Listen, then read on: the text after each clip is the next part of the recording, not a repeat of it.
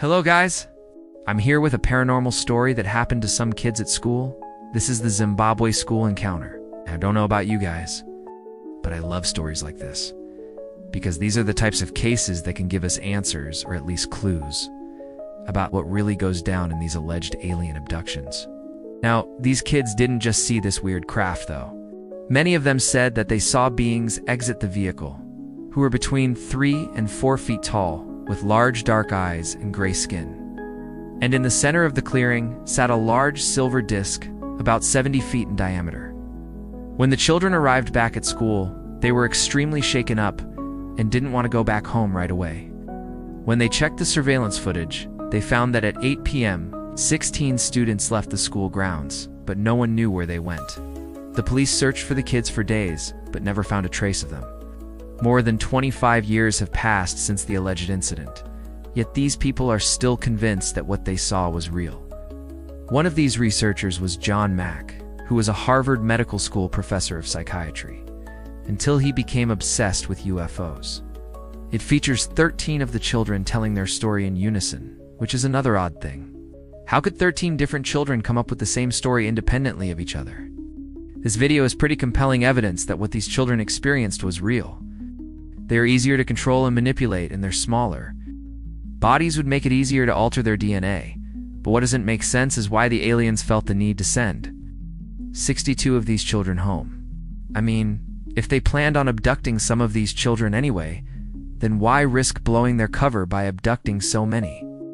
Sure, they may have picked some of these children at random, but it seems like overkill to me. So, John Mack was actually fired from Harvard for his obsession, which is pretty wild. But regardless, he interviewed 2 of the children who claimed to have been abducted, and both of them told him essentially the same story that they had told the police. Where we're going to chalk this up to a mass hallucination, then why do these witnesses still believe in their story all this time later? That seems a little suspicious if you ask me.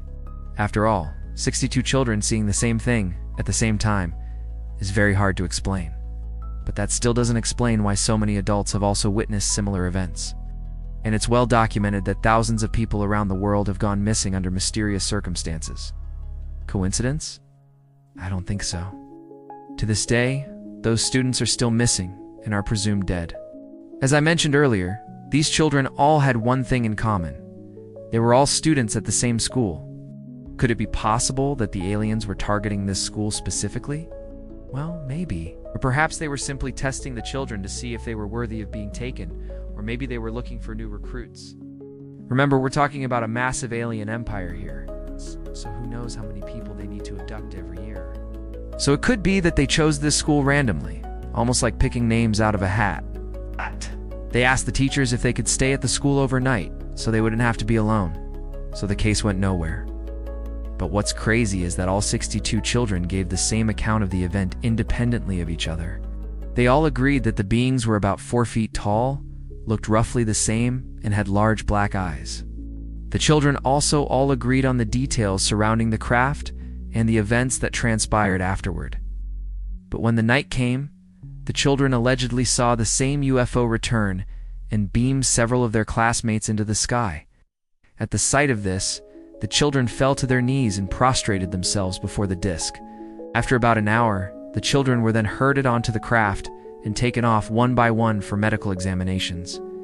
The children were given thorough physicals, but the most disturbing part of these examinations was that the beings seemed to be studying their genitals.